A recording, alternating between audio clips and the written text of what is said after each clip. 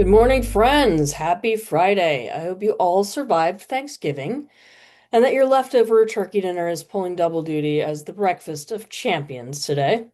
This is your weekly news podcast about the gender culture war. Welcome to Informed Dissent, where the gays are giving it to you straight. This is your news of the week for November 29th.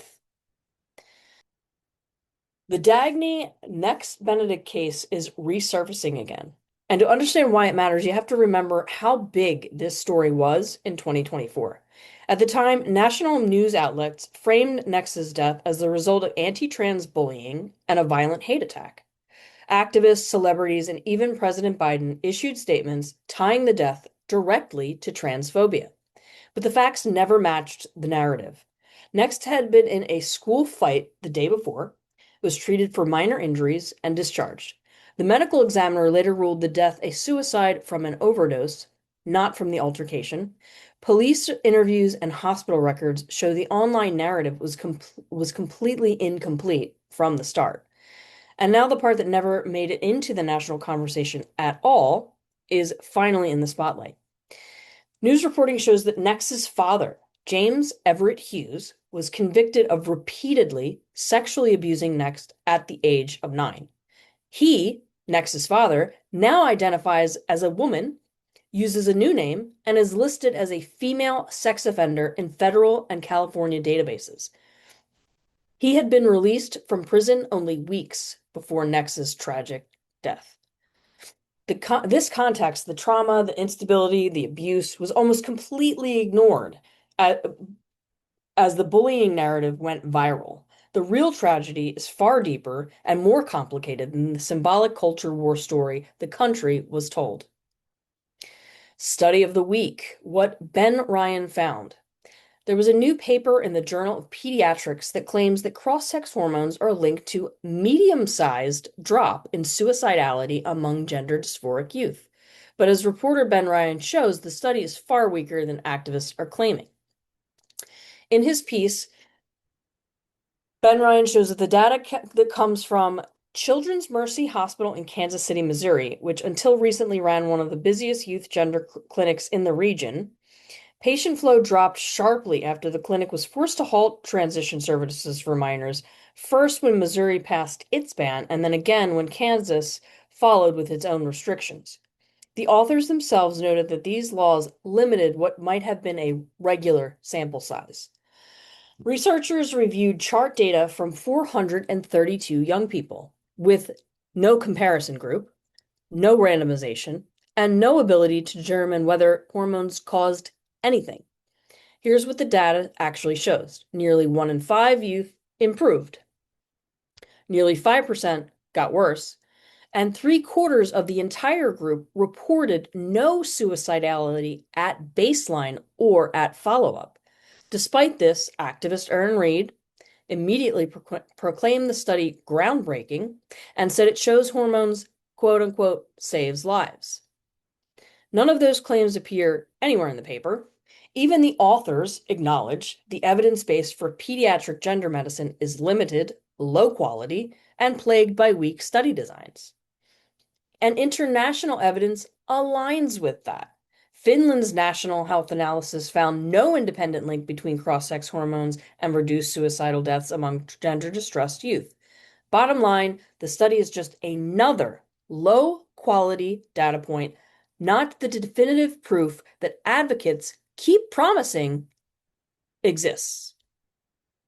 In other news, oh God, Helen Webberley of Gender GP released 4 long-form interviews/debates right before Thanksgiving, giving everyone in Genderland something to watch while making pies. Reactions ranged from astonishing to what on earth was she thinking? And we'll talk a little bit about these interviews in our deep dive. More troubling news from the UK. The UK's new Pathways study, puberty suppression and transitional healthcare with adaptive youth services protocol, dropped this week. And it has clinicians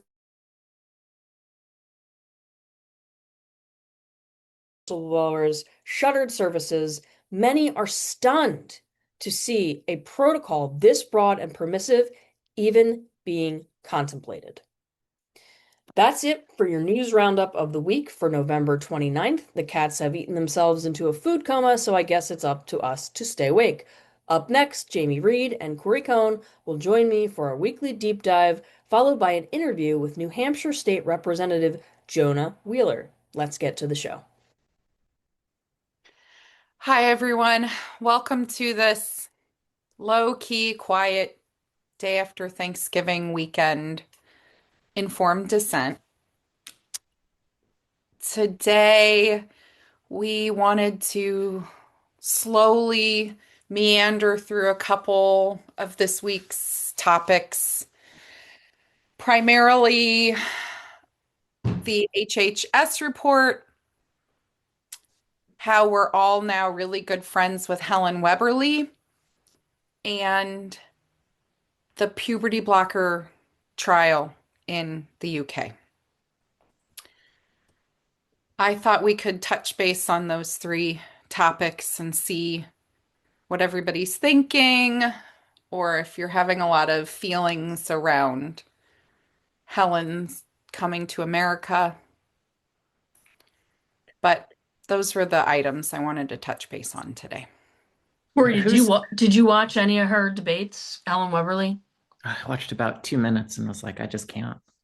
Yeah, they were pretty terrible. But I watched all of them. Oh my gosh. I Well, you're the watched all of expert them. then. Well, who's Helen Webberley? I don't remember. Actually, I do. You want me to give the background so that way I'll contribute something? Yeah. All right. So there's this UK company started I don't know, 15 years ago or so. That is something that we should fact check. But it was called Gender GP. And it was started by a husband and wife pair, the Webberleys. And part of what they did is try to fill in gaps in medically necessary gender affirming healthcare. What are you saying? I was saying this is their point of view. Oh, okay. I was like, did I show up to the right podcast? You did. Morning? Okay. You did. That was a helpful interjection because I am trying to be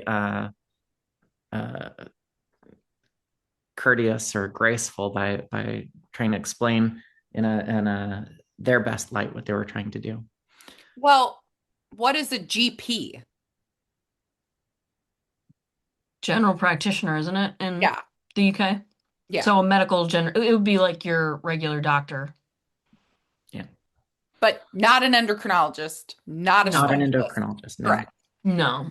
So over the course of the years, they worked with a lot of the families that were involved with the GIDS service in the UK and got hormone blockers and cross-sex hormones in the hands of families to help their children become their true, authentic selves against the oppressive and incompetent British healthcare system. And as the wheels were starting to come off the bus, the what's Helen's husband? Oh, he was also a doctor, but a different kind. A different kind. Well, he the equivalent of losing his medical license because of some shenanigans with a patient. And Helen Webberley was able to continue practicing. I think she had a 1-year suspension at some point and then went back to practicing and was run out of the UK. They moved their operation to Spain, if I recall correctly. And they've been shipping hormones out to these families during that time. About 2 years ago, the Webberleys tried to cut back quite a lot on their staffing. They had quite a lot of trans identified staff members helping them out, but Helen Webberley really embraced the ChatGPT revolution, which is sort of funny in a way because the rest of the left has become computer phobic and AI phobic, maybe that's more accurate. And Helen Webberley has become very embracing of AI. Not like some of our other friends on our side. And so now Helen Webberley is construed as being a sort of an exploitative force on the trans side by the trans people. And I think that leads us up to the end of 2025, where she's going on this tour to try to rebuild her image. And this tour being she came to the US and she was in Washington, D.C., claimed she had meetings set up with I don't know who, wrong administration to welcome her with open arms, I would hope.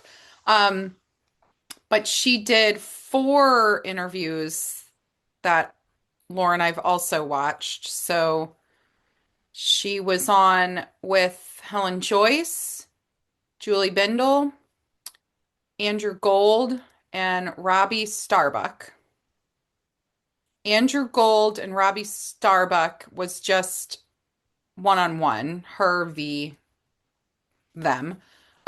Julie Bindel, it was a very unfortunate moderator situation where the moderator did not know what was going on around him, like a deer in headlights, and Julie had to basically be moderator and one of the debaters. And then Helen Joyce did one with a actual moderator who did a reasonably good job. Just to jump back for a minute, Helen Webberley's husband was a gastroenterologist. Um, and we've actually compiled a whole dossier on gender GP that we're going to put out. But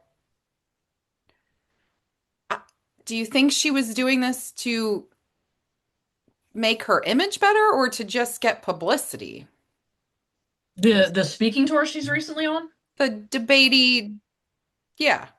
Yeah, I think she's trying to drum up business. I mean, it's kind of funny because I watched it and I was like, this woman is crazy. And then you said, no, she's not. And you know what? You're absolutely right. She's not crazy. And I think you said she's a true believer. I don't know that that's true either. I think she's just evil, honestly. But she knows that saying the things that she was saying, which were completely bananas, which included things like some women have penises, she knows that when someone looking for quote unquote gender affirming care hears her speak, what they're hearing is no gatekeeping. I'm just going to give you what you want. I So maybe to the normies who see her on these debates, they're thinking, "Wow, this woman's a whack job." But they're also not thinking there are plenty of people that think exactly the way she does. They think she's an outlier and a crazy person, which she may be. But the thing is, she's saying exactly what so many people actually believe, and what they're hearing is this is someone who believes in my right to do whatever I want, and they're just going to give me free access to these hormones and all this stuff without any gatekeeping, without having to jump through any hoops. She's marketing herself perfectly for America. can I slow you down? Sure. Why did you think she sounded like a crazy person? What was Well, it? because she's saying things that are insane, like women have penises, and it's perfectly fine to put a 9-year-old on puberty blocker so that they don't go through the quote unquote wrong puberty. And then she was explaining that men who transitioned to be women were never men, they were born female. I can Okay. verify that. Yeah. Um, Totally just all true. kinds of things we know, people that are sane and grounded in reality, we know are patently false, but it is what a lot of people believe, unfortunately. When I said no, she doesn't sound like a crazy person. The parts that I think most people I think a lot of people hear a doctor saying that and they're like, "Oh, this doctor knows what they're talking about. The 9-year-old puberty blockers, whatever, this, that, and the other thing." The thing that I thought where she doesn't sound crazy is when she talks about compassion and kindness and this is civil rights and progress. I mean, a lot of what she was saying around the bathroom situation or the locker rooms, she was saying things like, well, progress would be that all people deserve safety. Like the way that she lays it out does come across as if you want progress and civil rights, this is what it sounds like. That's what I mean by like she doesn't just sound No, crazy. well, she's crazy like a fox, is what I think. Like, she's incredibly manipulative with her language, and she knows if she packages things in a way that sounds, that kind of caters to the language and the ethos of the a certain political group, that she's gonna get more traction. Like, they're going to hear, oh, well, everyone deserves safety. Okay, but the reason we have single sex spaces is because X, Y, and Z. And I think Julie Bindel laid that out pretty well, why women need single sex spaces. And she just kept saying, well, shouldn't everybody be safe? And she would never say, never once could anyone pin her down to have her say trans women are men. No, because she doesn't believe that to be true. Hmm. That's I don't know that she is a true believer. I think she's an opportunistic sociopath, but that's my opinion. Because the way she conflates language and the way she plays dumb on certain things, like, well, wait, I don't understand. And when we talk about the detransitioner, she's saying you're only talking about one person, and she said she didn't know who Richie Herring was. Like, she knows who these people are. She knows the medical issues that people face. She's deliberately obfuscating the truth and twisting language. I don't know that she is a true believer because she's a doctor, and she's been faced with this overwhelming amount of evidence. She's debating people that are making absolutely rational arguments, and whenever she can't counter those arguments with actual facts, she either pretends she doesn't understand what they're saying, or she just falls back on rhetorical nonsense, just rhetoric that's just nonsense. So since you both watched all of those videos, and I'd only watched a few minutes of the Julie Bindel one, which if you had to narrow it down to the one which um, gave Helen Webberley the best opportunity to demonstrate her viewpoint, Andrew Gold. Andrew Gold. Yeah. Um, the four the, part of this was I found really interesting in the four of these is because we've been through this era of no debate, no debate, no debate, no debate. And then we have this woman step up and say, I'll talk to you for sure. And then what I found really interesting is sometimes the formatting itself leads to either, you draw people out by the formatting. The format with Helen Joyce was really tightly controlled. The moderator knew exactly what she was doing, but it was very short and like really, quick little snippets. Again, I think I already kind of got into what was wrong with the Julie Bindel debate. Um, Julie was just simply poorly served with not having a moderator who was engaged and knew what they were talking about. Andrew Gold knew what he was talking about. He I think it was formatted quite well, and Helen Webberley was given a lot of rope, I guess, but I don't think she hung herself. The Robbie Starbuck that was a little bit off the hook because, I feel like that was the most confrontational, and I feel like he hammered her on some things and she was getting frustrated by it. But but then she just started talking over him, and then they were mhm. just bickering, and like the last 15 minutes was barely intelligible because they were just bickering at that point. Like that doesn't serve anything. And I get Robbie was like, this I'm gonna admit this though. This is not easy for Helen Joyce, for Julie Bindel, for Andrew Gold. I have been in some of these, quick like almost spitting matches with journalists before. This is hard stuff because each side, like people can pivot really quick. You think that, they're on one track and then we're arguing, we're debating a point that has so many elements, the medicine, the bathrooms, the legal, the definitions. Like there's so many elements part of this. Like it's not easy to do. I give everybody a lot of credit for trying to have this conversation with her. Yeah. I think what people really need to know, our American listeners, you need to know that this woman, after having been basically driven out of the UK and trying to circumvent every single law regarding minors and pediatric transition, is now bringing her crazy bullshit program to the United States where she will have even more opportunity to circumvent laws and give children hormones and puberty blockers.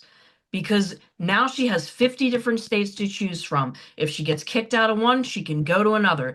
This woman is dangerous, and she is going to telemarket hormones, etc., to young people with absolutely no gatekeeping. How does that differ from uh, what are these other services that we have? Bloom, folk. Bloom. It's That's right. very Folk. similar to the other Plume and Folk, only this woman is much more aggressive. But Plume and folk say that they're targeting 18 and up. I think she's saying she's targeting 18 and up. However, from her previous history, we know that she is keen to medically transition children, and I see no reason to Oh. think that she wouldn't do that here. I I do think when we look at something like Folks, right? Folx, Mm-hmm. they they do target 18 and up, but their mascot Joe Cameltoe, I feel like has appeal to younger uh customers. Joe Cameltoe. Also, Corey, what is your name this week? I cannot keep up with what you put on your screen for your name. Oh, so you said a majority of people listen to this episode instead of watch it. So there's a visual joke if you're a listener, which is I'm wearing a maroon colored beret, and my screen name this week is Corey Sliwa. He's running for mayor in New York City. Yeah, this is my homage to the Republican candidate who uh, Lost had to no chance Mondani. of winning, Yeah. The beret works for but you, maybe though. spoiled the election for Mamdani. You think the beret works? For Corey, yeah. It's what's happening right now. Well, if you're not watching this week, Corey has a lovely beret and I have on no makeup, so we're kind of balanced out here. So I want to just check in for a minute though. Helen Webberley coming to the US. Is her offering price point gonna undercut Plume and Folk?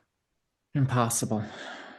I thought she's charging 29, isn't she charging $30 a month for her written scripts? That's what I had heard. I do not know What does the Plume exact amount. cost a month? That's a great question. The That's a something we should take up as a research question. And also like I don't know. These companies they do a super quick telehealth. They don't run labs, they just prescribe. They're just a prescribing Yeah. platform. It's just There's no genuine patient care. no. It's all you All show right. up, you say what your embodiment goals are. Yeah. They probably do something very minimal, which is make sure that you're not a journalist that's trying to do a gotcha scenario. So they do some CYI or CYA. And if they feel like you are sincerely asking for it, then they just give it to you. That's my belief of what's going on. I guess I haven't validated that. That's my gut check. I mean, we've talked to a lot of parents whose young adult children were very quickly medically transitioned through Plume. Yeah. I feel a lot more from Plume than Folk. Folks, get the X in there, please. I'm not gonna. What? I'm sorry. How do Check you your, say it? can you check your privilege just a minute? Can we just spend a Folk? minute? Folk? Is that what I'm supposed to call it? Folk? No, you're obviously uh, so deeply transphobic that you can't even say the name of this essential community service correctly. Okay. You're so good at flipping the script. All right. Um, I think we've given Helen Webberley enough of our time. Um, I feel like the HHS report, God, does anyone else feel like some of the stuff, there's weeks where everything just comes like so fast that you can't keep up, and then other weeks it's like nothing? No, it's every week it's something. It is. It's nonstop. I just can't always keep up. Okay, so HHS report happened, Helen Webberley happened, and then the announcement, or at least the release of the puberty blocker study in the UK's. Um, I feel like that's what everyone in the UK is basically up in arms about right now, is trying to get this stopped. Oh yeah. Do do either of you have any do you feel like solidly yay, nay? Should a study launch? Should a study not launch? I do not see how they can ethically do this. I mean, there's so much research, there's so much evidence that already says that these things hurt children. I think they're just going through with it to say that they did, which is scary because there's still going to be children harmed by this. They're doing it because they have to politically to say, oh, we're doing a comprehensive study. I mean, we're experimenting on children so that we can prove that we have been experimenting on children. I mean, it's mind-numbing. The noise you made. I just, Oh my gosh. It's not clear to me what they're going to um like what question they're answering. That's not clear to me. So the thing that's really important about the Dutch study is to answer the question, are the patients who were in the study, are they doing well? Let's just try to answer this question. Are they happy, fulfilled, um, healthy adults? Did I say healthy twice? but Are they, see, but that we have the Dutch researchers admitting that it was the outcome, what they were looking for was aesthetic. that I know, but that aside, there's a fundamental question for any intervention, any sort of medical intervention. Is this improving the patient welfare? Mm, Isn't that one of the four pillars of the ethics? Is the efficacy of the treatment? yeah. Isn't that true? Yes and no. All right, Okay. help me and our listeners understand. Usually there are, this is so complicated because in clinical research,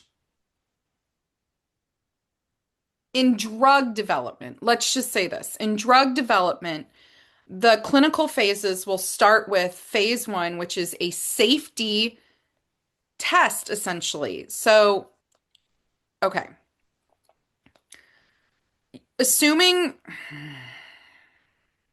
okay, it's phase 0, and I'm doing this from memory from my master's, so I might mess some of it up. But, by there's phase 0, you develop a drug or a device in trials with non-humans in the lab. Phase 1 rolls out they used to be called the first in man. It's the first in human. The first time you try something in a human.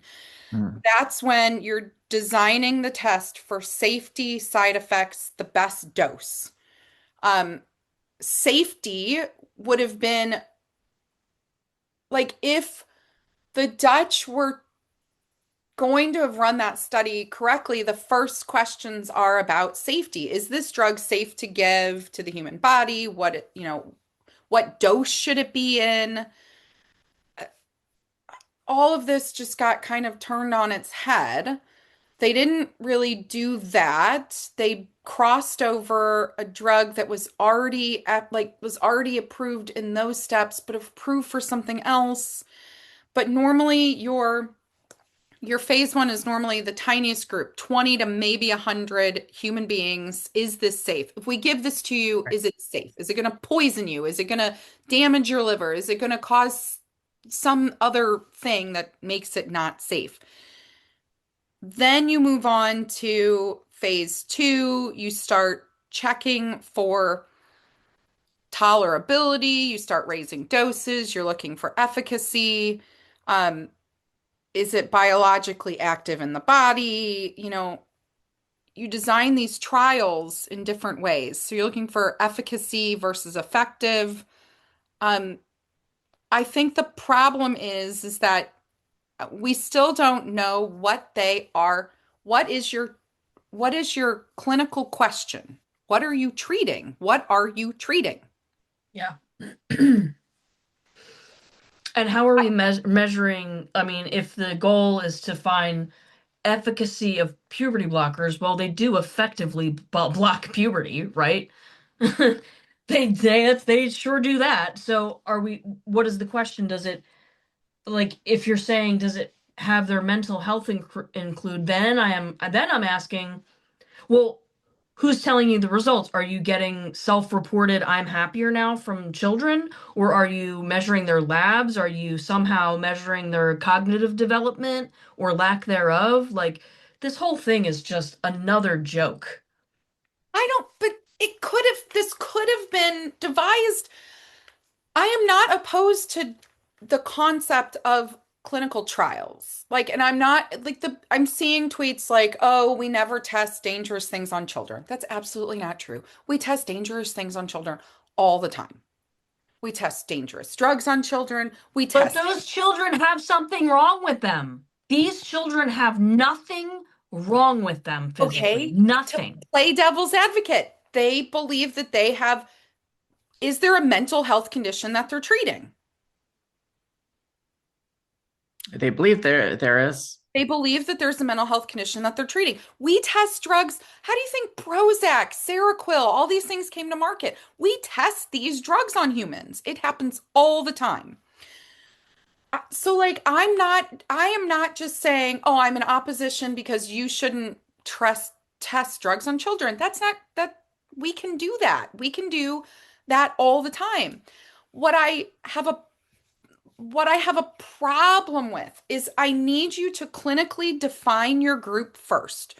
Who is your group and who is your included group and your excluded group? So what is the condition that you're being included with? So Well, who are the kids? continue the devil's advocacy. What is the answer to that? Okay, if you're gonna if you believe that there is a mental health condition called gender dysphoria. Hmm. Okay, so then your clinical question test becomes you have this condition. How is it diagnosed? When was it diagnosed? How long have you had this condition? Can they set up the trial to say you have to have demonstrated this condition for X number of years? You were diagnosed, Mhm. you show this. again, I'm not saying I'm in support of this necessarily, but if you're going to set this up, I want to see that the only way you get in this study is I have paperwork to show that you are now age 12, and I have a paper trail that says you have met clinical criteria for gender dysphoria from the age of 5. And all those kids will be gay. All those kids will be gay kids. Again, I'm not disagreeing with you on this, but I'm saying you could devise this as a trial. I need a paper trail. For you to be included, I need a paper trail.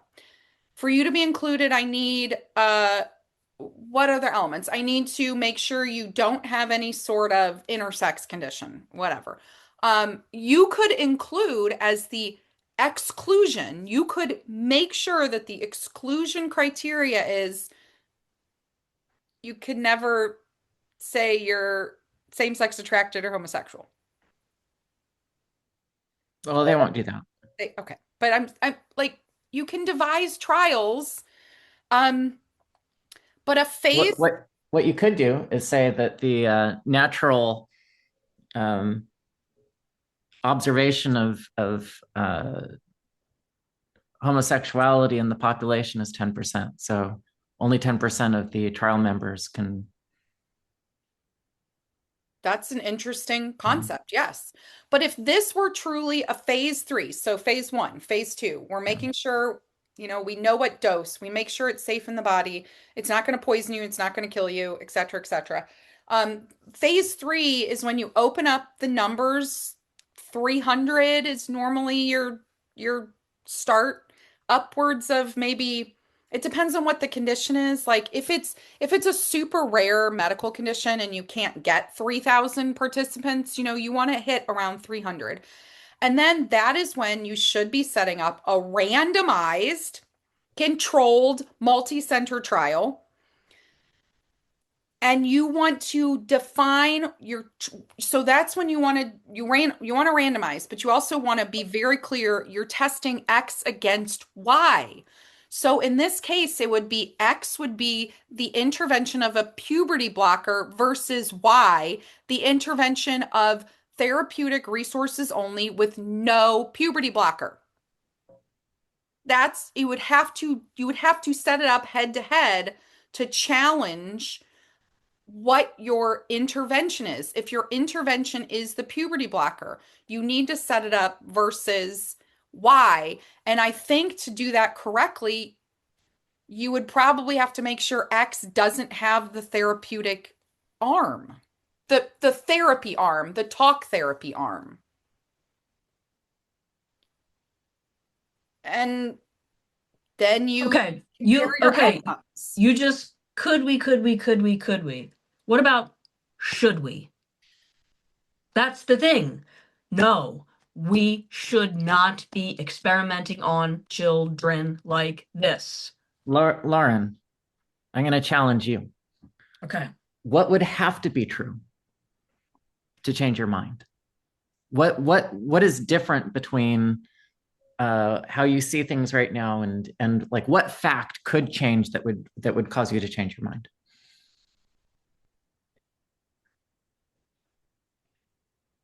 All of the laws of reality and science. There's nothing in between that. The whole premise is it, for me, is it ethical to take a child and deliberately block a necessary biological function for the purposes of aesthetic change? No, it is not. It is not ever morally acceptable. Well, let me challenge you some more, and then we've got to wrap up before too long because we've got a guest that we need to prepare for. We don't know for any given cohort, because the way that care has changed over time means that there's multiple cohorts that have different assumptions that define them. If we knew that for any given cohort that the detransition rate was extremely low, like the trans activists say it is, let's say 5% or less, and we knew that for the remainder of the cohort that all of in any measure that you want to use, that they were healthy and fulfilled and engaged in the world. If we could discover that for a fact, would that change your mind? No. No, it wouldn't, because one, it's an impossibility, and number two, it is never acceptable to me to sacrifice any amount of children for essentially a medical experiment in aesthetics. It's not acceptable to have 1% of these children regret it, because this is a lifelong regret. You have completely taken these children off course of their life. And even if they say they're happy, how do you measure happiness? Even okay, and then the other part, are they healthy? No. They're never going to be maximally healthy. No. This will always completely disrupt their endocrine system. This will always end in unnecessary surgeries. Hmm. I just don't see any circumstance in which this is ethical or appropriate. All right. Well, I hate to make us wrap up, but we've got a schedule I here. want to debate you on this more because Well, hang on. We have a schedule. We have a guest. We have to be. I also have to pee. damn it. Okay, we might have to come back to this because and you know who else we might actually want to talk to? Susan Bewley from the UK on this. Um who has run some of the nice studies in the UK, but I'm going to keep thinking about this because I okay, I'll drop it for now. I'm letting it go. I'll argue with you on the phone later and I will bring you to my side. All right. Okay. That's a lovely face. All right, to our guests. To our guest. Bye.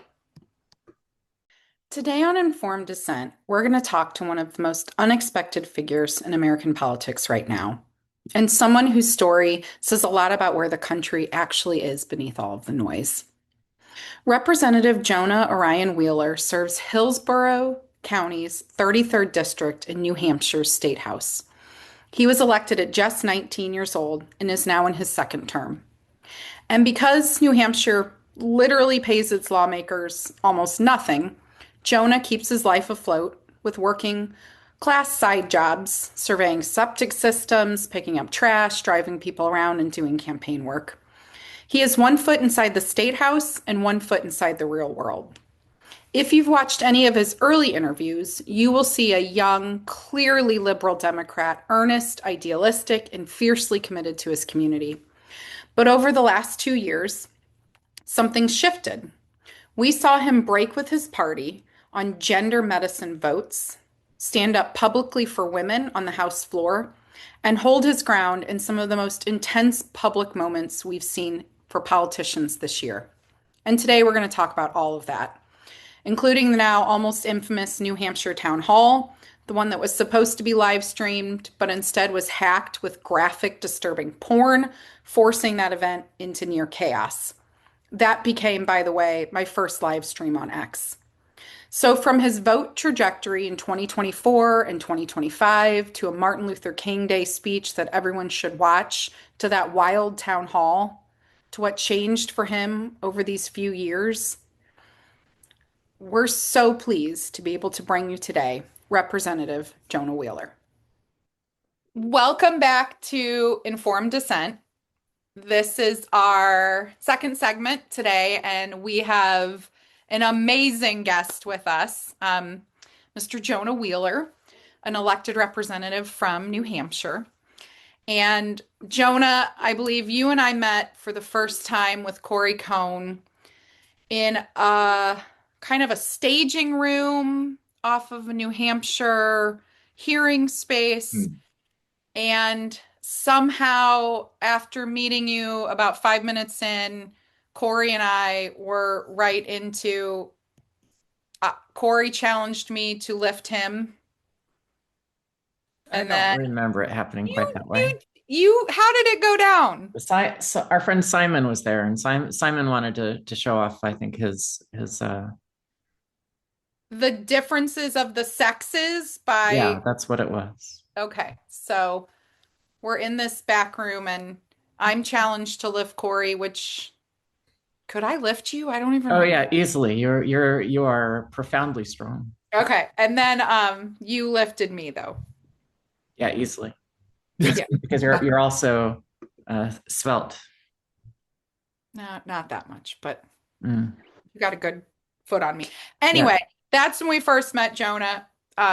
Just in case people are You met unaware of how, Jonah while you guys were trying to throw each other around the room. yes, Yeah, we're there's some so kind of wrestling professional. match going That's, on. I had to come yeah, in and stop it. No. yeah, that's how it happened.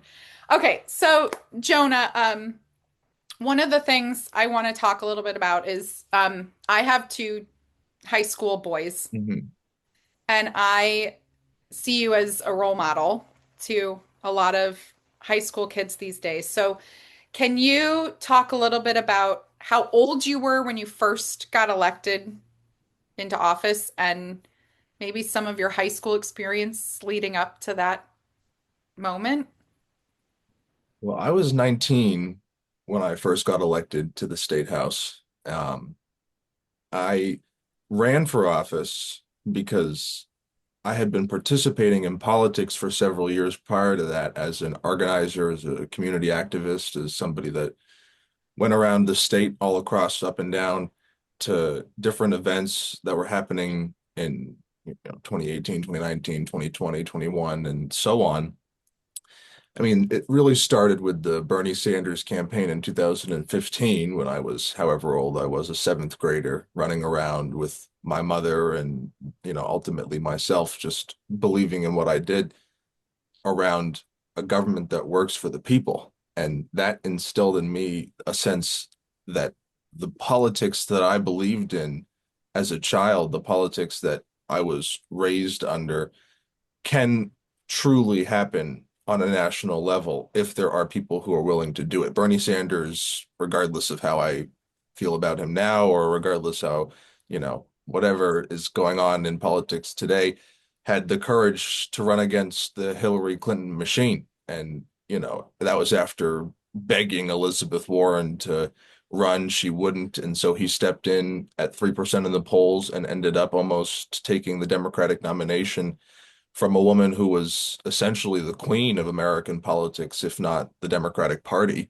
And so that inspired a sense of, wow, there is something that can genuinely happen in American politics in me, and I think in a lot of people my age and across the board who want a government that works for the people. And so, regardless of my age, I stepped out and did what I could as a teenager to see that world become a reality through the electoral politics of 2016 and 2018 and then 2020 and beyond. But in being an organizer, being a community activist and things like that, I went to the State House and I testified on different issues, education, uh, different wage issues against right to work, trying to get rid of the unions in the state. I mean, we were trying to fight back against a movement that was a corporate oligarchic force on both sides of the aisle that was destroying people's pensions, that's imploding the education system, that's atrophying the country that is great and was and can continue to be great in the aim of profit and short-term control. So I stood up in the State House testifying on a variety of different issues in regards to that overarching, the corporatization of government. And being in the State House, testifying on the dais in front of the representatives, it became clear to me that people in that legislature, the constitutionally obligated, it's got the power of the purse. It's the budgetary arm of the state. It's where the budgets begin. It's where legislation and law begins. It's the citizens' representation in government. An inherent and integral piece to the republic that we have before us, but they were all asleep at the wheel, most of them. And being in the legislature as a 17-year-old, 18-year-old kid, testifying before people who couldn't care less about the job that they were elected to serve in, seemingly, showed me that as somebody who understands politics on a certain level. I admit my faults, I admit my blind spots, but I'm also blind to them. So I don't, but I can see a decent amount is what I thought at 18, 17 years old. I know a decent amount. I've gone through a lot in my childhood going up to this point. And you know what? I believe in Peterborough. I believe in Sharon. I believe in New Hampshire, and I believe in its ability to stand up. And the majority of people actually engaging in politics to get a government that works for the people, to actually fix our education system and do all the really substantive things that are going to result in people not being priced out by property taxes and assessments that are killing them, resulting in them having to leave the state in which they grew up in which they generations of their family grew up in at the same time, while rich people have bought up the property here in the state who have no connection to where we're living in here whatsoever. I believe that we can actually address these issues, and there are really substantive common sense solutions to the problems that the citizens of the state of New Hampshire are going through. But it's only going to be addressed if the citizens stand up and start to actually have the conversations needed to find those common sense solutions. And that only happens through representatives who are genuinely representing the people going to the legislature and doing just that. And so I was unbought, uncontrolled, a young guy who believed in that. I ran for the legislature and I won because I think the majority of people in my district and across the state believe in just that, a representative government that is truly representative of the people and working towards the solutions that's needed for the citizenry there from. So that's Okay, not my high so school experience, but that's what I was doing in high school but that led me to you were the elected state at house. 19. I was elected at 19. Yeah, right What out of high year school. was that? That was 2022. Okay. And I graduated high school in 2021, so right a year before. Okay.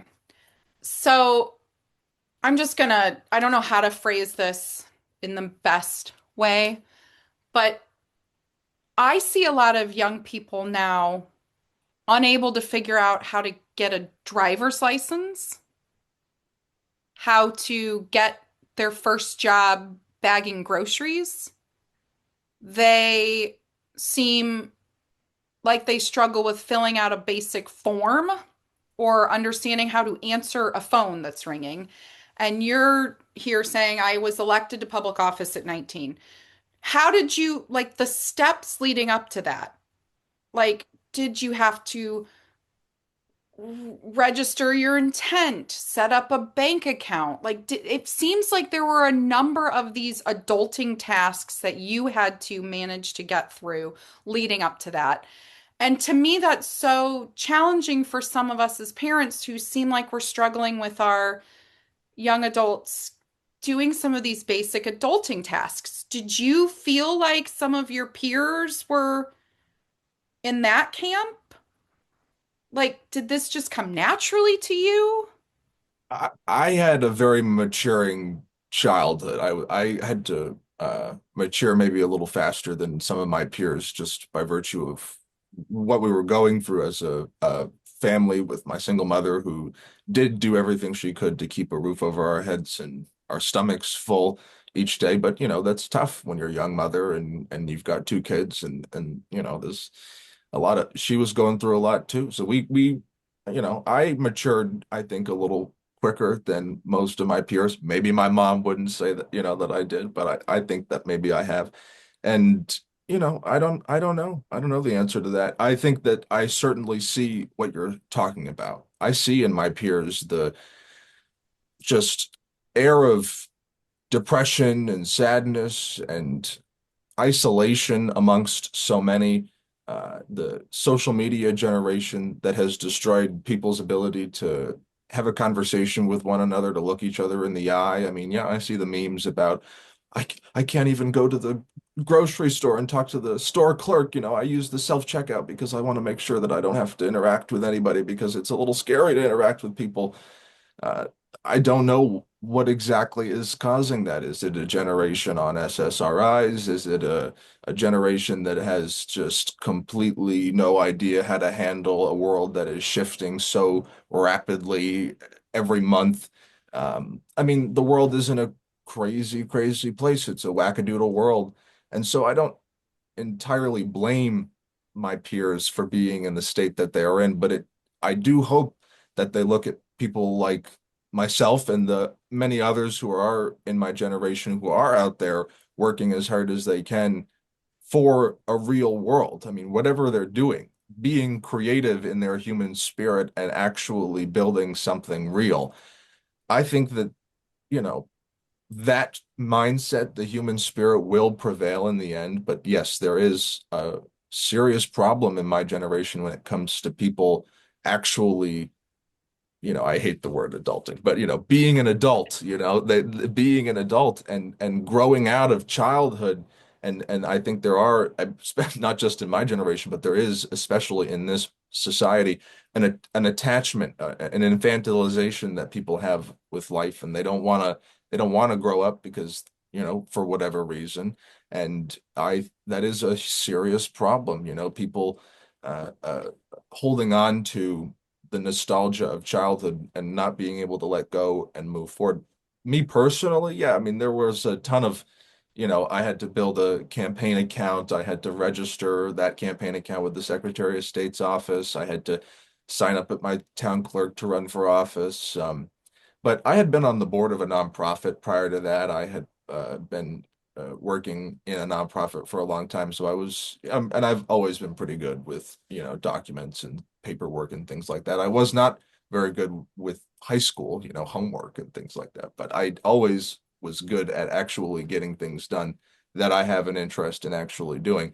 And so when it came to this, young people, I wish they realized we've got a friggin' supercomputer in our hands comparative to what they had. I mean, this is Compared to in, what us old folks had I, back in I the was day. thinking of the computers that were the size of a room that they used Yes. to go to the Yeah. moon Yes. with. Yes. But yes, absolutely. Even closer to that, we had a world of pagers, and then Yes, we 15 did. years later, we've got a world of cell phones. And so Yes. now those cell phones are connected to the internet, and there's, when it comes to being able to get things like registering with the Secretary of State's office and the adulting things done, it's all right there. Every answer that you could ever need is right there. Maybe I'm just being a little, I don't know. I don't understand entirely the need for so much anxiety in this world when I think that, and that's said from the perspective of Well, somebody who's economically very poor, doesn't always have food in his stomach all the time. I mean, this thing's going wrong in my life, but I'm appreciative and enough calm to be able to take stock of where I'm at and move forward because I'm an adult human being in a world where people have done pretty incredible things. So Corey, were you going to say something?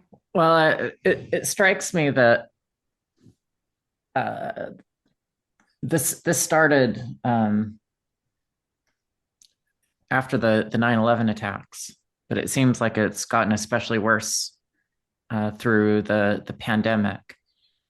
There's not very much of a hopeful message for young people right now. The tone or the uh, approach for trying to persuade young people is seems to be very fear based. Like there are people who hate you, and this is a huge contrast with maybe even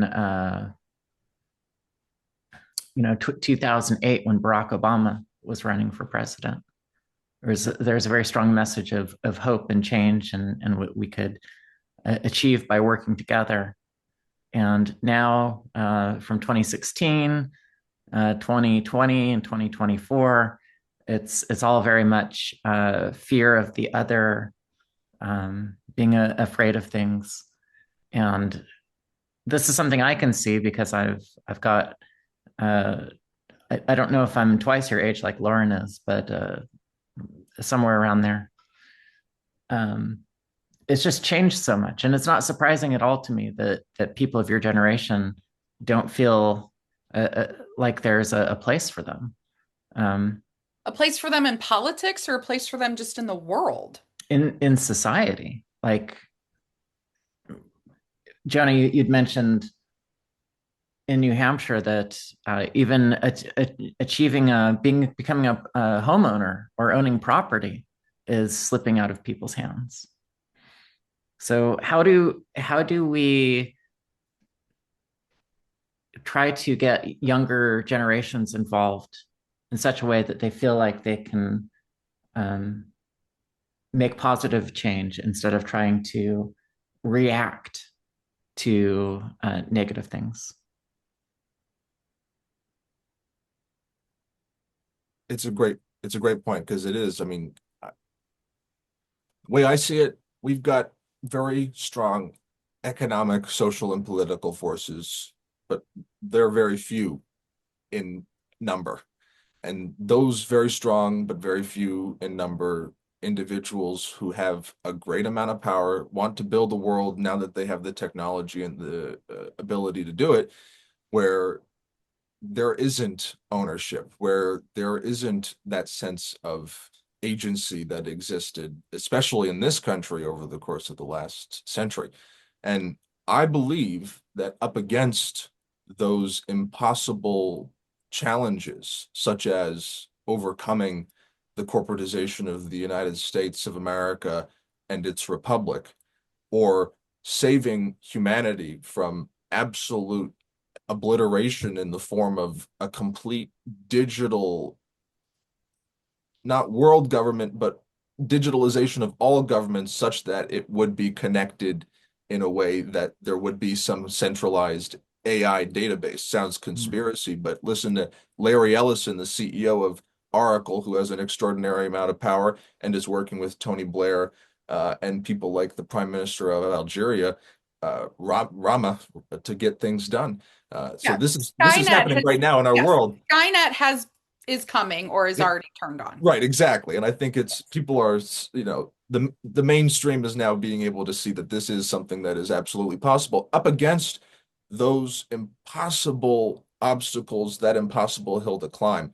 You know what? I think we reignite a spirit in the American people and the people of the world, the same spirit that overcame slavery in the mid 1850s here in this country, chattel slavery, where the people who believed in abolition, who were speaking about it behind closed doors or yelling about it as the crazy person, lone individual in the legislature, like John P. Hale, who was the first senator to stand up for abolition. He was a senator from New Hampshire as well, a Speaker of the House here in our legislature. There are people who have brought the human spirit to an impossible situation, which has bred that feeling of we can not just hope, but a faith in the future that we can actually overcome whatever impossible situation it may be. And I'm optimistic given the fact that no, we're not going through whether it be chattel slavery, women's suffrage, the civil rights movement as visceral obstacle as they faced back then. We have the benefit, no matter how poor we are, and I know it as somebody who's quite poor, of a society of comfort. And that is a hindrance on some level. Give them bread and circuses and they'll never revolt. But if we have people who genuinely believe in a human spirit and unlocking our creative potential as humanity, as a species, who believe in a republic that genuinely represents the people which is charged to serve in the United States of America and the states within, I believe that it's not going to be as hard as it seems. I think those comforts will actually be the launching pad from which we'll be able to build something, not from violence or hate, a taking over of some kind of people believe, oh, we'll get on the streets and we'll do a revolution. You have no idea what that actually means. Look at the revolutions that are happening in the world right now, or the revolutions that have happened in the past. They're bloody, they're brutal, they're unpredictable, they're chaotic. They open up complete vacuums through which people who you do not want to be your leaders will rise. I believe we have a foundation here in this country and in the West broadly, using that comfort to build something real. And that's the message that I bring to people, is that we might be up against Skynet and these very, very, very powerful oligarchs who are doing very, very disgusting and gross things behind closed doors, who would like to play a joke on all of us as a human society. But at the end of the day, we have the power as creative beings of agency to build our own tune, to sing to a new frequency, and to build a world where we actually have life, liberty, and the pursuit of happiness as the driving principles of the world that we live in. And I think that that spirit is something that I've seen, at least in my constituency in the state that I'm serving. And when I speak about this across the state, people start to, the blinders that the terrible situations that we're facing put on people. Oh my God, the world's going to end because of climate change. Oh my God, we're in an authoritarian government and therefore it's not going to change. Oh my God, whatever it might be, these blinders of horror and pain and destruction where we can only think about the bad that's happening in the world. But when somebody, whether it be me or anybody, I've seen it happen, doesn't have to be me, speaks to a positive vision of the world, those blinders immediately fall. And people's inherent creative spirit for whether it be community, whether it be their family, whether it be a world that they can actually be proud of, starts to go forward. The spark starts to lighten them. And so how do we get people to, I think it's that. I think we light the spark in them by being, it's not by, giving a good speech every now and then, but by being true human beings in every interaction that we have and lighting that spark in the small ways that we can through the small interactions that we have each and every day, and being a human being of compassion, love, and justice that actually stands for principles that you believe in. And that's not going to mean that we're all going to agree. We're all going to disagree on many, many things, but we're going to be able to put those disagreements aside and realize that we're all one human family, a species that is on this planet that is fragile and can only exist and persist if we are willing to shepherd it. So I think that's something that people really resonate with and can move people forward. I don't know. I gotta ask, because it just came to mind. You're so you're such a good orator, and the things that you're saying right now, I'm feeling like a little spark of inspiration hearing it. When you're hanging out with your friends, do you have this aspect to you, or is it just like, is this something that's like when you get your jacket on, you're like, all right, I'm in this mode now, or are you still trying to inspire your friends and your family members when you're just not in this type of environment? I do try to suppress it a little bit, Yeah. I try to keep it down, but no, it's hard for me to turn it off. It certainly is. That, there's plenty of people who could tell you that it's almost impossible for me to turn it off. You say the right thing to me, next thing you know, you'll get a 10-minute little colloquy on whatever. But, I think that's why my friends are my friends. Yeah. And So, they are pretty good at giving the same rants back to me too. very That's good. yeah. Okay, so you get elected at 19 into the Democratic Party Hmm. in New Hampshire.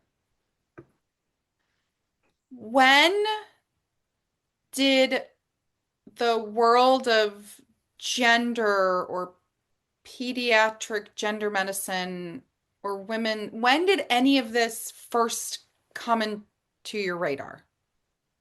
When Well, did our world collide with yours that's a first? good question. I do try to think about what exact moment that happened. When I was elected to the state house, not the Democratic Party. I was elected to the state house as a Democrat, but Okay, as a not to Democrat. the Democratic Party. But I did I don't know. I think it's something, I guess I would say, I hate to admit it, but you know, when you're first getting into politics, it was something that I said, I think this is an issue that's a little overblown. I might have maybe a private opinion. Yeah, children shouldn't get that's, I think, the baseline that everyone thinks, when you're talking about surgery, as invasive, as intrusive, as irreversible as what is being discussed with these surgeries here. I think everyone, whether you are a total believer in gender ideology or not, thinks to themselves, whether it's private or not, that's a little too much. And so I think I've always had those thoughts. I don't think I ever believed children should get irreversible surgeries on that level. But I also don't think that prior to getting into the legislature, I thought of it in that way. I thought of it as more, the cursory gender ideology beliefs that people today are now espousing, the people who not would even understand what that phrase is, gender ideology, but I was going to say, because just for you to use that phrase shows that you're already like over here. well, and that comes, from some of the Can you remember being back here though? Can you remember I being I 19 remember being in high voted in? school and being a part of I think I've told you this story before. There was a social justice club in seventh grade. That was the first time that I had been introduced to this. And my friend Ryan Putnam and I, who were friends with this girl Reagan, we went to that club. We enjoyed it. We believed in social justice. But there was a day when we had discussed in that club the variety of genders that people can be and how there are a spectrum of genders and that it's and uh, I remember my friend and we were walking out and he says to me, I don't get any of that. And Okay. Yeah. I said back to him, and I'm not exactly proud of this, but I said back to him, a little colloquy of, you know, bullshit that I spat out, but that I didn't truly understand. No, but it's this and it's that and it's that and it's this, kind of just repeating what we had just heard in the club to ascribe to the crowd, we shouldn't, question this because this is actually a spectrum. I mean, I know it's a little confusing, but it's a little bit like trying to justify it in my head while also justifying it to him. I mean, that was the first time that the gender ideology world came into my life. Um, but when I went into the legislature, I went into it with the perspective of this is a right-wing narrative that's being overblown, overplayed to uh, get them votes. And so my perspective on it was to just not discuss what was a touchy issue. Oh, there's women over here who say they're being disrespected, but there's also trans people over here. I was trying to be a politician and just not touch the issue. And I didn't have to. I mean, in the campaign, my first campaign, I wasn't asked about it, Okay. period. I And want to then, pause for a minute though. sure, yeah. I graduated from high school in 1998. Wow. Oh my God, Corey. Jeez. Um, there was nobody talking about a plethora of genders in my seventh grade or eighth grade or ninth grade. You were in a social justice club in seventh grade in a public school in New Hampshire. Is this correct? Yes. And this was presented as an element of being in the social justice movement. Was this concept that trans and people could transition? And was it presented as like a good, healthy, positive, progressive thing? Absolutely. And I don't know if they used the words trans or transition back then. I think it was more a conversation on the the spectrum of gender and how gender and sex were two totally different things and how you might feel, you know, anywhere alongside the spectrum, however you might have been, and I don't even know if they use the phrase at this point sex assigned at birth, but they did certainly speak about the spectrum of gender and where people fell on that spectrum. And yes, it was seen as a progressive So thing. you do represent a different cohort than us Gen. I'm a Gen Xer. Who else claims Gen X? Well, I'm a millennial. I mean, we didn't have it presented like that. And the story you told us that one of your peers, one of your friends, was immediately kind of like, no, this is not a thing. Yes. Yeah. Okay. I think he and I were the only two boys in that group. And when we caught a moment to ourselves as we're walking out onto the walkway to the late bus, he says to me, Did you have any peers who did go on to transition in, when you're 17, 18, 19, 20? Did you have peers transition? um,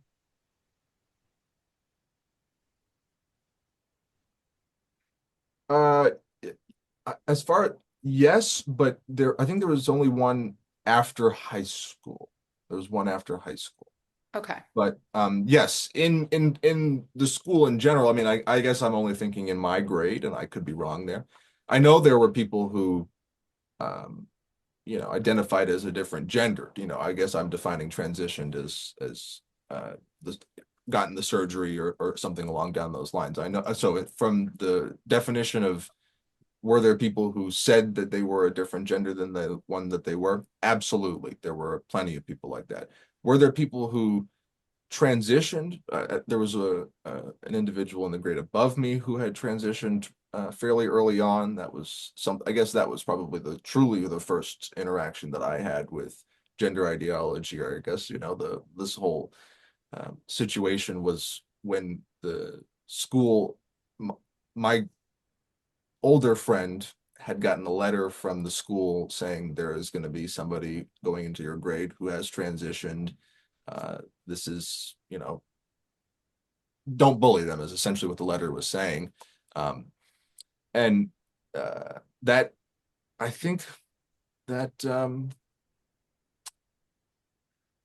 yeah, that might have been it. There were plenty of people who said, I'm on the spectrum. I believe I'm this, I'm that, I'm this, but not so many. I think there were only two who actually surgically transitioned.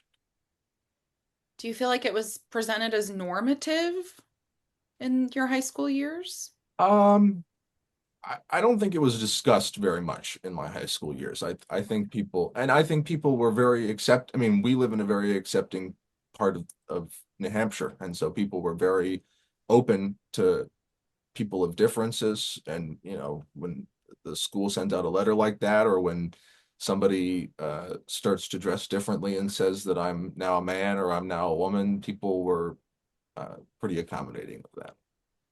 So when when did you really start questioning the paradigm? Was it after you'd been elected and there's these bills coming up and did you feel a sense of responsibility that you had to understand this topic more?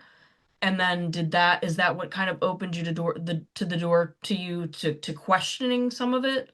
Or Yes, I mean, I had there had been other had instances before that made you kind of question it? there were other instances before that made me question it, but they were private questions, and my Hmm. my main thought, just being fully honest, was I'm gonna just walk the line on this issue. I'm gonna do my best to, protect the people who believe in this, and then I'm also gonna do my best to something that you cannot do. And then you get to the legislature and you're dealing with the legislation directly in front of you, and there are people, you're forced to deal with people on all sides of the issue. And yeah, that's when it became a little bit more of a responsibility, and it became clear to me that there wasn't really going to be a way to walk the line on this issue. It's one way or the other.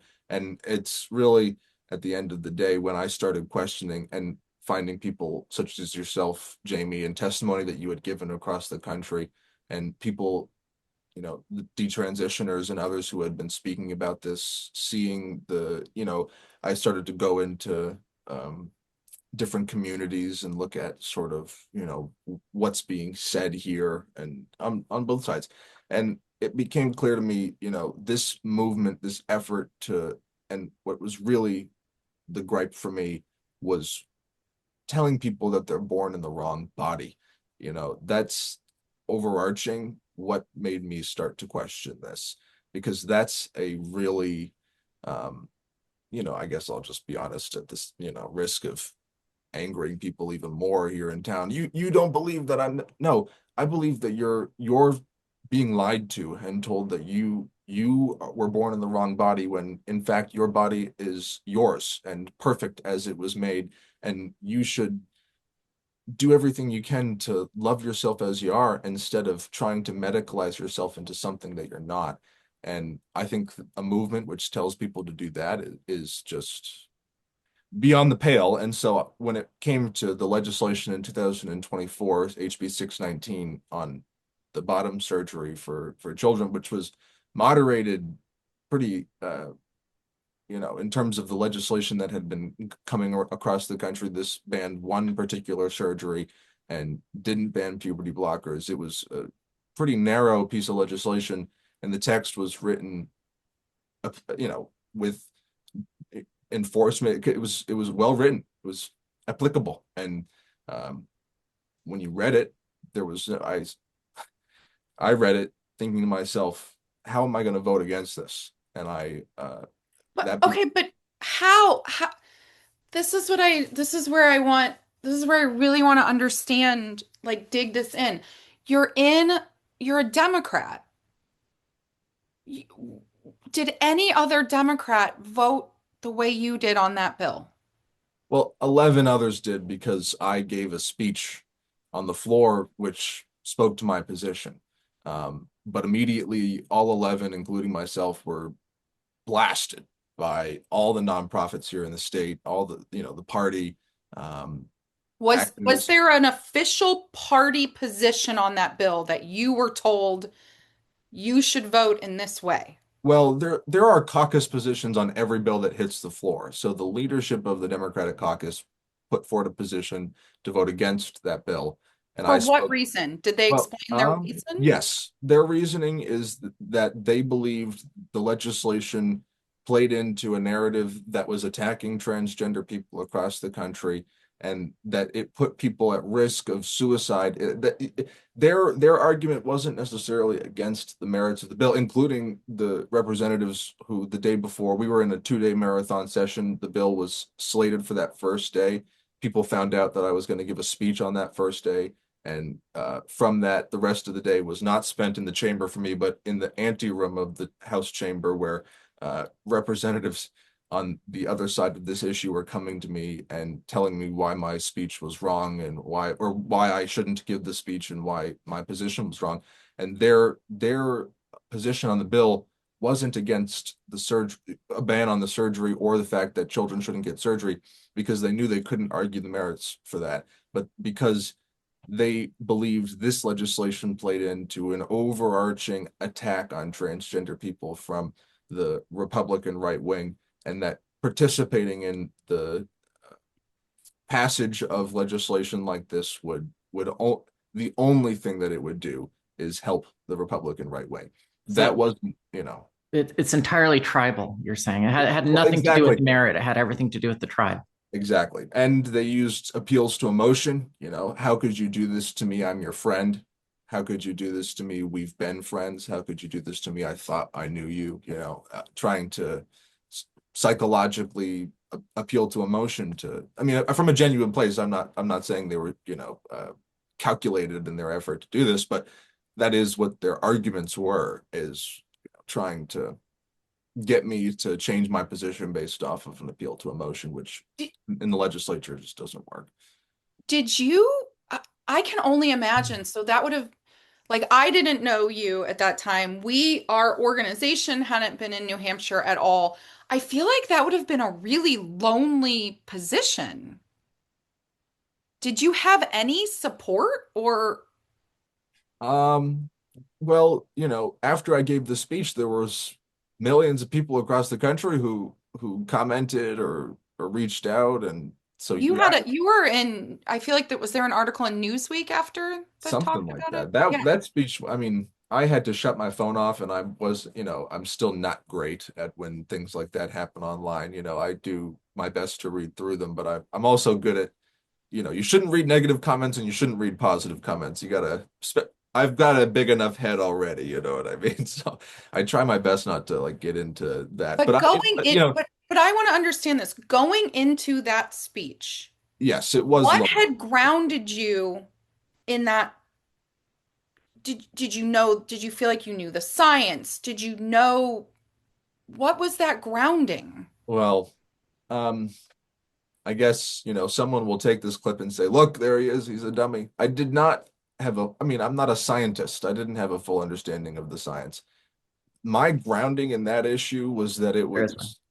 was children shouldn't get those bottom surgeries is really the overarching grounding in that issue. My grounding in my conviction to give the speech and my conviction to stand firm in my position, that comes from God, I suppose. It comes from an inherent belief that when you have a position on an issue and no one else has presented information which has uh, uh, proved that position wrong, then you, especially in the legislature, have a obligation to stand for that position, especially when it is regarding an issue of children and their entire lives.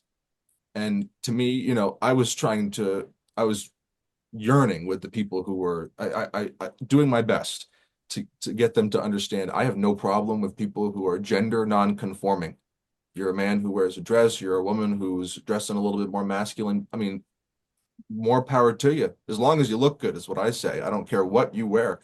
But when it comes to medicalizing people into a world and a life of irreversible effects and problems, I mean, I don't want to get a little, all of us know the graphic comments that are made by people who have gone through this and said to themselves, well, I have a cavity in my body that is growing fecal matter. And what am I supposed to do about that? I have something that I have to dilate every day. What am I supposed to do about that? People took fat from my arm or my leg and created a fake penis. What am I supposed to do with this? After the the high of transitioning, again, I don't want to be pedantic with this, but after the high of that moment passes and you're left with your medicalized body, you're left with a life of regret and decisions that you shouldn't have made. And it's not, as far as I'm saying, it's not to say anything about gender non-conforming people in the sense that you're a man who wants to be a little bit more feminine, or you're a woman who wants to be a little bit more masculine, or whatever in between. But you should not be medicalizing yourself to the point where you're there.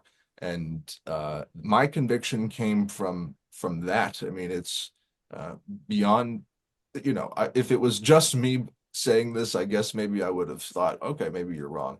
But when you have people like yourself, psychologists and others who are out in the country, people who are lambasted and isolated themselves and told, don't listen to them, they're a turf. Don't listen to them, they're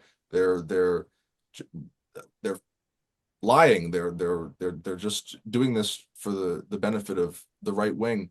And then you look into who's actually speaking here, and it's clear they're speaking from an honest perspective, unbought, unpaid for, not for the right wing, utilized by people who are trying to win electorally because it's an insane movement, but that doesn't mean that it's without merit. And so what grounded me in that moment was, this position that I have, the State House, is not worth subscribing to a movement which tells people that it's born in the wrong body and tries to medicalize children into life of regret. And nobody in the very pointed, emotional, hard-fought conversations that I had prior to the vote made me change my position on that. And when that was presented to them, they did nothing but look down, obfuscate, and try to ignore that core. Why should children have to go through this, irreversible, oh, but the regret rate is this over, you're talking about fake penises, inverted. It's yes, okay, the regret rate. Give me a break. I mean, it's just this. It wasn't worth being in politics, subscribing to a movement which would aim to do that. And it was, if everyone in my high school hates me, if everyone thinks I'm some conservative freak for saying that, then so be it. I will ride off in the sunset with my morals intact, knowing that I did the right thing on that bill. So that's what grounded me in that. Walking down to the and then turning around and seeing all of the snarls of my colleagues, I was pretty young back then. That was but once you're down there, you just got to do it. So, that's what it came down to. You gave the speech. 11 you There were 11 total Democrats who voted for the ban on genital surgery in New Hampshire. Yeah. And then next year, more bills come on this topic. I'm afraid we're going to lose Corey soon. So Corey, if you got to jump off, go. Are there any questions? Corey, do you have any questions? No. Okay. So next year comes up, there's more bills that come forward on this topic.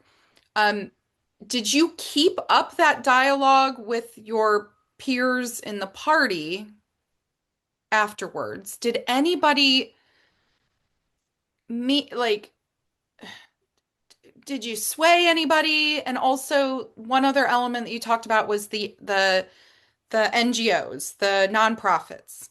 Do you feel like part of this was there's like a stranglehold from the nonprofits over this issue in messaging to the Dems? Certainly. I think that most elected Democrats get there's not a coordinated, but just there's a psychological element to being a state representative in New Hampshire. You get a certain set of emails from the party, you get a certain set of emails from the nonprofits, and that informs, uh, people trust the people who are doing the work, so to speak. And so, when you've got organizations with certain titles, whether they be GLAD or whatever it might be, the ACLU, people, which God bless the ACLU on some issues, but also what's going on over there on others. And I think that people don't have that sense of nuance as legislators when it comes to the lobbying done by nonprofit organizations, which sure are better in some ways than Monsanto. You're not being lobbied by Monsanto. You're not being lobbied by Exxon, sure, but you're still being lobbied. And I think there's definitely uh, not like a conscious, but I think people are a little. You guys got me honest on a Friday after Thanksgiving. A little intellectually lazy. There's a tad intellectual laziness from some of the other legislators when it comes to defaulting to whatever is said by some of those organizations. Oh, there's a plethora of organizations which say this is the right thing to do, and therefore it is, without questioning whether it actually is and what has brought them to that conclusion. Who's funding those organizations now? Are they the institutions that they once were, that you're thinking that they were? Many people in the legislature might have an idea of 20th late 20th century politics. Things have changed. Things are very different now. Money has changed, money has moved. Doesn't mean the names have changed, and they can use the monikers of that past work to get work done. There's very solid organizations that have turned not as solid. And I think there certainly is an element of the Democratic Party, most of them, who would just totally subscribe to whatever is believed there. In terms of my ability to convince people, I think people saw what happened to the 11 Democrats. They saw what happened to me. I don't think everyone is as aware of the overwhelming amount of support that also came from that, and the fact that the people who were against my speeches, my votes, the 11 other Democrats' votes, they were a minority, a very loud minority, but a minority nonetheless. And there's a majority, not just of people, but Democrats who I think would appreciate and are yearning for a little bit of nuance when it comes to this issue, and don't want to see the capture that these extreme ideologies have over the party.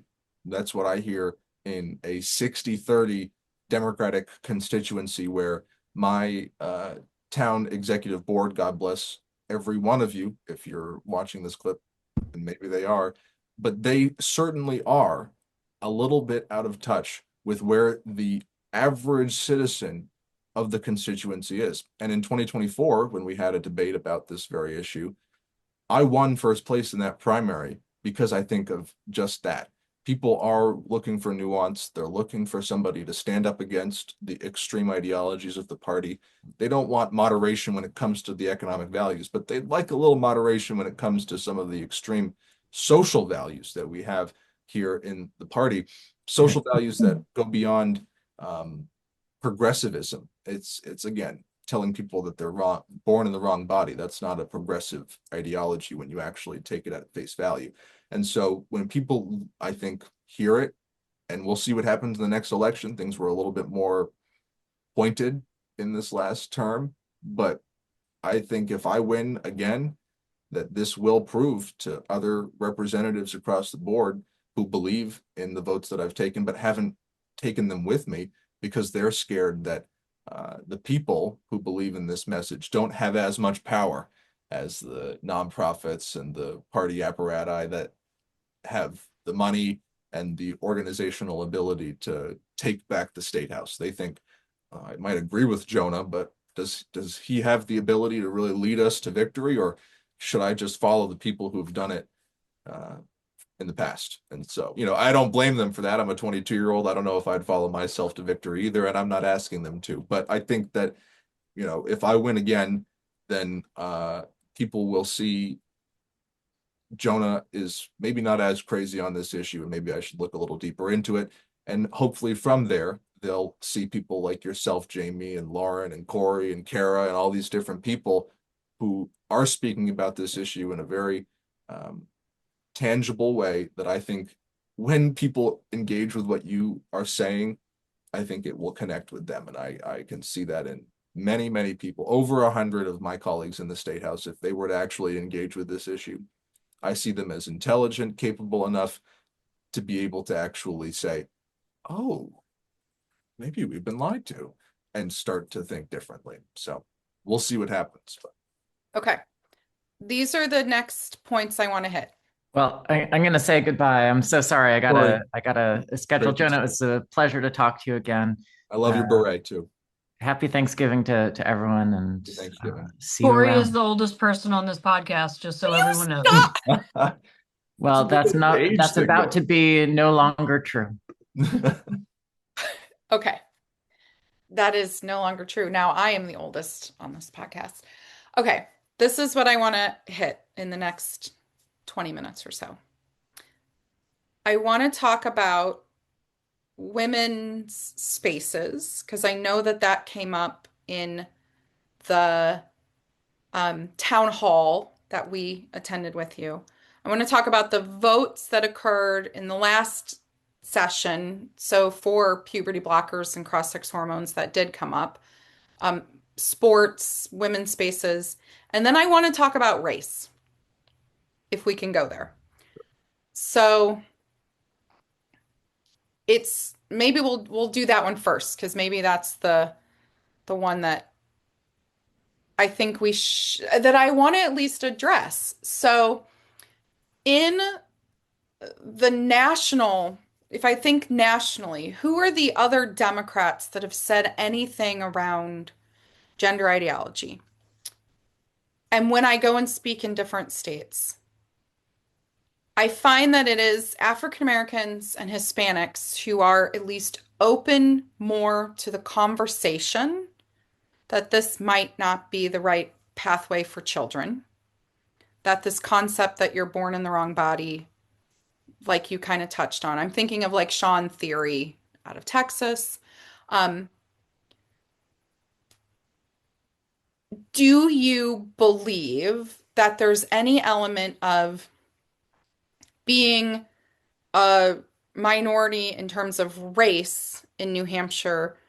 Did that play a part in any way for you? Do you think that it does? Do you think that there's more religious upbringing in those communities? Like, what do you think is happening here? More distrust of institutions generally in minorities that might make it easier to question the authority of the experts? I think that might be it. If there's I mean, I grew up, some of my black colleagues in the state house, they say, no, no, no, but you're still black. But I say, I grew up white. I grew up to a white Dutch French Canadian family from Jaffrey, and my father's from Gambia, but uh, that's he even is African black. He's Yeah. not the black American. So I would never claim to grow up black or say anything. That's sort of my own trepidation is there's a difference in the black experience that I wouldn't want to claim that I have just because my skin might be a little bit more melanated. But I can say that I think Lauren is correct. I think amongst black people, which I am, I mean, despite growing up white, I certainly, other people see me as black. The hair is a little bit of a giveaway, as is the skin. And I think that, there were moments where, that definitely affected my life. And, when you understand what has been done to black people in this country, whether it be the Tuskegee experiment or any of these other experimentations on black individuals in this country or the rest, yeah, I think there is an inherent distrust when it comes to all the experts saying the same thing. Trust, trust us, trust us. We're trustworthy. Are you really trustworthy? Because I see a bunch of homeless people dying out on the streets while you're doing nothing, but you're saying that you're all for my health. Okay, you're trustworthy. All right. The society is falling apart, but everything that you're saying to me is correct. All right, sure. I think people who are on the margins of society, whether they be black, whether they be poor, they are more inclined to see through the veil of the bullshit of the elite. And the people who have a little bit more comfort are a little bit more But willing isn't to that believe it. supposed to be the Democratic Party? Isn't the Democratic That's Party supposed to be the party that sees through the bullshit of the That's elite? why I'm a Democrat, is because I remember a party that, I mean, when I grew up, we had skepticism. My mom was telling me from day one about her feeding the people who were climbing the trees and, hugging them and things like that. She was out there protesting Monsanto and the corporatization and monopolization of our food industry and the poison that's in the food. What has happened to the Democratic Party where its liberal values, lowercase l, have been completely given up to a movement which wants to enforce purity politics and one size fits all belief for everyone. And if you're not in this one narrow band of belief, then you're immediately excommunicated from the party. Well, I'm here to say to the people in my constituency and across the state who would like to say that I'm not a Democrat, Jamie's not a Democrat, Lauren's not we're all not Democrats. Well, you know what? The Democratic Party is us. We are the party who, this old Democratic Party, the old liberal values of speaking to people, no matter who they are, of listening and taking in all the information and then coming up with what is our true belief on this fact. A true liberal party that actually engages across the board with everybody. That's what this is to me. An actual engagement with forbidden conversations, and there shouldn't be under liberal values any forbidden conversations. And Democrats, true Democrats, people that believe in a democratic value of the world, should inherently want to engage with forbidden conversations so that whether it can be to disprove it or to engage it, the inherent belief to now ignore it, to me, speaks to a calcification and a corporatization of the party. You wouldn't be ignoring it or saying that we shouldn't even engage with it if it wasn't something that didn't have merit. And I think the fact that they're ignoring it and won't engage with it, or the only way they will engage with it is through screaming epithets, emotional appeals to authority, that shows that they don't actually have a merit-based argument, and that if they could, I, I've seen some of the debates that have happened. There was one, I forget the names of the women, but there was a great debate out of England on a podcast in England on this issue, and the woman who was supporting the side of the issue, the gender ideology side of the issue, got absolutely demolished. She was stammering the whole time because it's not a fact-based belief system. And when fact-based belief systems are put up against non-fact-based belief systems, it comes crashing down. And I think that the true liberal values of engaging with those forbidden topics, whether they be fact-based or not, so that we can find out what truly is the facts, that's the Democratic Party that that's why I'm not leaving. They might, only way I'm getting out of here is if they vote me out. And even then, I'm still speaking. So I believe that we can save the party from people who would like to calcify it away from one that can actually be engaged with. And I think that the majority of people out there, the majority of voters, want a party of nuance, respect, and compassion that can actually engage with every conversation, whether it be forbidden or not. Okay, can we pivot to women's spaces? So I think what came up in 2025 was I feel like you've had a really strong position on the medical questions, especially around minors, from that initial moment.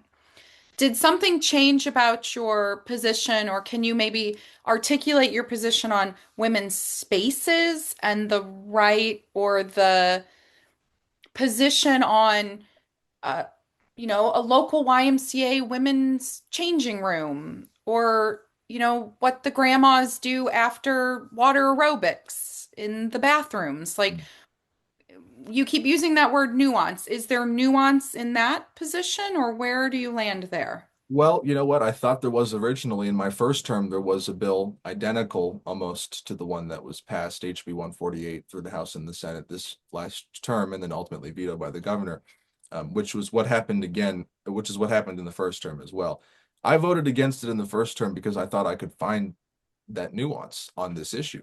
Yes, there shouldn't be the medicalization, but we should also respect people when they want to go into the bathroom that they believe that they want to go into, like the Democrats, their belief system is that this issue is overblown, and that when we start, legislating these things back, that you run the risk of, blowing up the world and all these things. I, but this year, but I will have to say, even back then, though, the not going to say the I was going to say the cry, but it's not a cry. The plea that women were giving stuck in the back of my head. And when I got a text the day that we voted on that bill, I think it was HB 324 in the first session. One of the representatives who was lobbying me, one of the transgender representatives who was lobbying me on the surgery bill, texted me again and says, "Well, I hope you're at least with us on this one." And I said, "Yep, I'll be with you. At the very least, I'll take a walk." And I voted against the bill because I thought that it was, at that point I didn't even, again, I'm ashamed to admit it. That's my hesitation, but I didn't even read it. I didn't even want to engage with it because I knew there were women making this plea, but I also knew you touch this burner, that's different than the medicalization issue. The medicalization issue, people I think inherently know that's correct, but they believe that it's just playing into the overarching narrative. You touch the women's spaces issue, you're directly going against this ideology, the belief that transgender women are women, the belief that transgender men are men, and therefore should receive the same rights and protections of the sex from which they believe that they are. And that, when I was in the first year of the session, number one didn't even know the phrase gender ideology, knew what a TERF was, trans exclusionary feminist. Sometimes I'm cheeky, I say, "TERF, what are you even saying?" Because it's a stupid phrase that they give on people to totally shut down debate. So when people say, "Oh, you're believing the TERFs," I say, "What's a TERF? What's a TERF?" Because not because I don't know what a TERF is, but because it's a dumb moniker used to shut down debate. So I knew what TERFs were, and I knew not to engage with them at that point, but I didn't have a full understanding of how important protection and the recognition of biological sex in this moment truly is.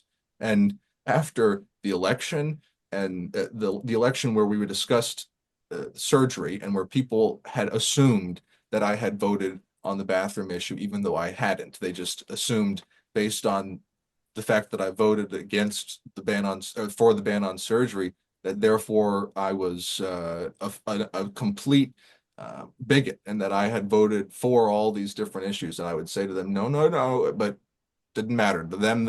I had already crossed the Rubicon, and therefore, so seeing that, I was saying to myself, well, what's the point of trying to find nuance on this issue if they, when you try to attempt that nuance, don't see it? You can't give them an inch because they will request a mile.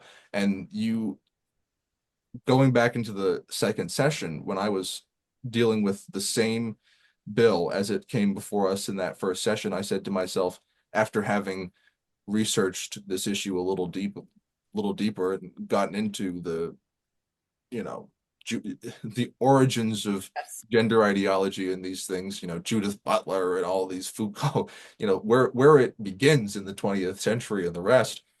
And then moving forward, it became clear to me that this isn't something that I subscribe to at all. I do not subscribe to this belief that people are born in the wrong body, and that there are somehow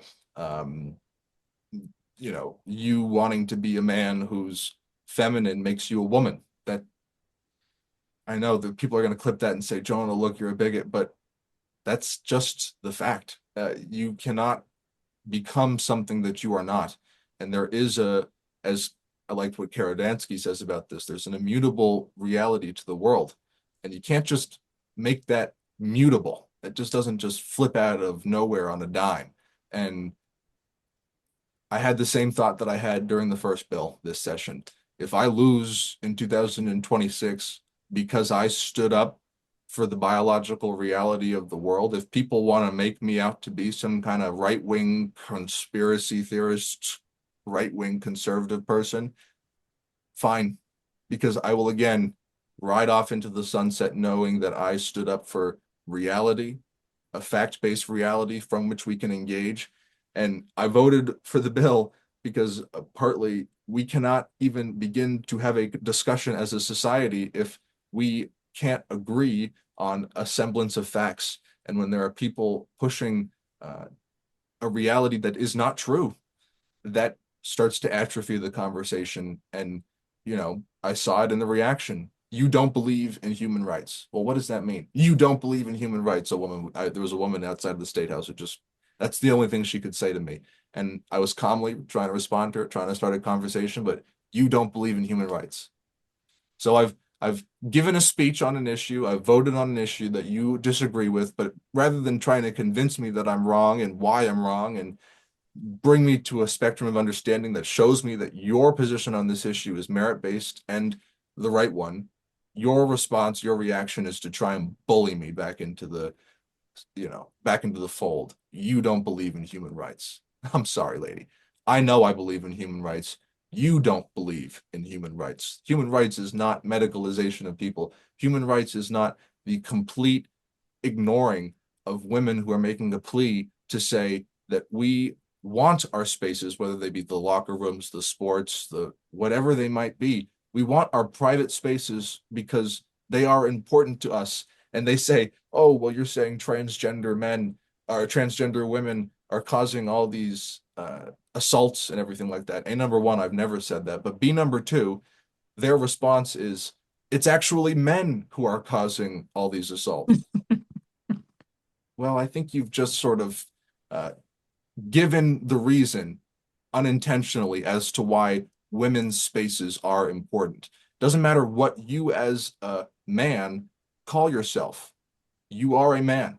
And I'm sorry, I know that people are going to clip this and say, Jonah, you can't determine this and determine that. Well, you know what? You know who can? Women. And they have said it. And the consent of one individual cannot override the consent of another. And so you might agree, let him in the bathroom. Who cares? But there are women who don't. And that, for me, is what it comes down to. So if I lose because of that, which I don't believe I will, but if I do, then so be it, because that's an anti-reality belief system. And no matter how much they bully me, no matter how much they snarl or glare or gaze, I know that there are a majority of people out there in the Democratic Party too. Every event that I go to, someone comes, sits me down. Just happened at a funeral I was at in Nashua. She sat me down. I thought, oh boy, I'm about to get a mouthful here, because she said, "Can we sit down?" I said, oh no. And then she tells me, "Thank you so much for standing up for the nuance of women." And she's a Democratic activist in Nashua. There are these people, this happens all the time, but they have to be quiet about it because they're afraid to be bullied too. And so the more that I stand up, the more that I continue to get reelected, et cetera, the more that I don't cave to them on this position, the more that I think the nuance will be there. And I think I've done a very good job at not subscribing to some right-wing belief system, anti-gay belief system on this issue. It is a tightrope to walk, because there are anti-gay Republicans who are using the fact that the Democrats are being completely idiotic on this issue to push an anti-gay agenda. But those two things are separate. The Republicans are not creating this gender ideology out of nowhere. The Democrats have done this on themselves, which helps the Republicans. And I'm here to say, let's go back to reality. Pretty simple, you know. That's how I say it. That's how I see it. I think I think Jonah, your stance also reflects your deep respect for your role as a representative, but also a respect for the average everyday American, and a belief in their intelligence to understand this issue. Because in my experience, average everyday people do understand the difference between gay and LGBTQIA and trans, and the push for this kind of what I would call insanity against women's rights and against the sanctity of the body, and like the ability for children to consent to lifelong interventions. And to me, it says a lot to me about these certain Democratic representatives who either they think the average everyday voter is an idiot, Mm. or they think that they don't matter. They think that they are above the position that they're actually in. And I think you understand your position as a representative is one of service and duty to the people who have elected you. And I think so many of our elected representatives have forgotten that. And they pretend that people don't see nuance and don't understand nuance and don't know what's best for them. And so I just want to say I appreciate that about you, because there's so many people, especially working class, who have continuously voted Democrat and have seen nothing in return for it. And I'm not saying they should go out and vote Republican. I'm really not a fan of either party right now, but I think there's a large section of the population who feel ever more betrayed by their elected representatives because they don't reflect the general will of the people. And I just really appreciate that you do respect your constituents, and I think that's very obvious. Thank you so much. Thank you. And I really try to be, in every day that I'm able to, my heart's still beating and my legs are still walking, be an example for the other legislators who are on the fence and could be something great, but might have atrophied to a system which encourages people not to be. And that means a lot to me, because I do try to be that. It really does. It means a lot to me. Jonah, we need to wrap up in a minute. I'd love to know if there's ways. I think that it's so interesting. I think you have this national following. Um, are there ways that they can find you, support you? And then is there anything that you could talk to that national following about for your local kind of, like, when are you up next for reelection? What are some of the things you're looking at for the next, legislative cycle in New Hampshire? Kind of any of that. Totally. Well, I'm up for reelection next September. That's the primary election, September, the second Tuesday in September, which I think is the 8th. I'm not the 5th or the 8th. I'm not exactly sure, but it's the second Tuesday in September. And then we're up again in the November general election. But Peterborough is a place like The Wire, where the primary determines where who's going to be the representative. So that's the election that will really matter for me. We don't know who's going to be running against me yet, if anybody. If there is a competitive election, I certainly will need as much support as I can get from people across the board to come out and say, this is somebody who we believe in being in the state house. I hate to be like, oh, we got a campaign for Jonah, but that is what will need to happen. I'll need to get better at doing that if the election is as competitive as I think it might be. But I've won 2 competitive elections before, so I think I don't want to get overconfident, but I think I'll be good. In terms of how you can support me, keep speaking about this and every issue that you care about. Be a human being of conviction. Be a human being with a creative spirit that is undying in this moment where they are trying to make sure that everyone is this blah, gray, totally without agency individual. You're an individual with agency. You have something to give to the world, no matter if it's music, a song, science, legislating, politics, speaking, whatever it might be. You have something to give. Family, the world, your community, give it. That's supportive to me, because if everybody does that, then we're going to have a world that actually works. Now, in terms of, you can donate to me. You can go to jonahwheeler.com and look at my monthly letters, which come out at the end of each month. And I do a little writing about what I've done in the month prior or what has happened in the month prior. Some months I get a little bit more broad. I stop writing about what I've done and something happens and I get a little angry and I start writing about the world. But most months it's about what I'm doing in the legislature. Some of the summer months get a little bit more broad, but that's me. I'm out there every day. I'm not on social media very much. If you want to reach out to me, 603-831-9916. My email is on my Oh, wow. and no, it's okay. If this ever starts going off, I just put it away for a moment and then I come back to it. So it's okay. We're just like, whoa. You're going to get some phone calls. If I get some phone calls, that's good. I always answer them, but it might take me a moment to answer them because I do leave the phone on and I have one phone for everything, which I guess will change. Maybe one day I'll get a flip phone for personal calls.